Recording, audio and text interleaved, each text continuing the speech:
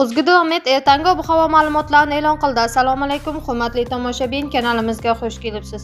Videodan to'liq xabardor bo'lishni istasangiz, kanalimizga obuna bo'lib, video roliklarimiz ostiga bir dona like va podpisatsiya tugmachalarini bosib qoldiring.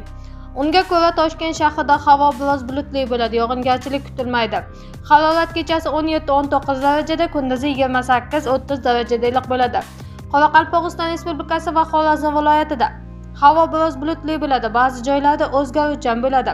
Yog'ingarchilik kutilmaydi. Harorat kechasi 13-18 darajada, kunduzi 27-32 darajada iliq bo'ladi. Buxoro va Navoiy viloyatlarida havo biroz bulutli bo'ladi, ba'zi joylarda o'zgaruvchan bo'ladi. Yog'ingarchilik kutilmaydi. Ba'zi joylarda chang to'zonlar bilan kuzatilishi mumkin. Harorat kechasi 15-20 darajada, kunduzi 29-34 darajada iliq bo'ladi. Toshkent, Sirdaryo, Jizzax va Samarqand viloyatlarida havo biroz bulutli bo'ladi. Yog'ingarchilik kutilmaydi. Harorat kechasi 15-20 darajada, kunduzi 28-33 darajada iliq bo'ladi. Qashqadaryo va Surxondaryo viloyatlarida havo biroz bulutli bo'ladi, ba'zi joylarda o'zgaruvchan bo'ladi. Yog'ingarchilik kutilmaydi. Harorat kechasi 15-20 darajada, kunduzi 30-35 darajada iliq bo'ladi.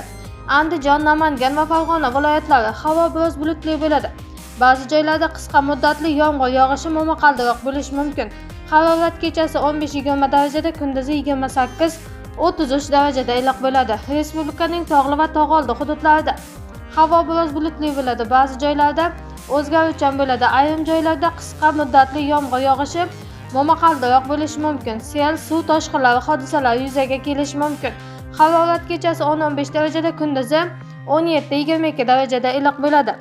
Eng so'nggi yangiliklardan birinchilardan bo'lib xabardor bo'lishni istasangiz, kanalimizga obuna bo'lib, video roliklarimiz ostiga bir dona like va podpisatsiya tugmachalarini bosib qoldiring.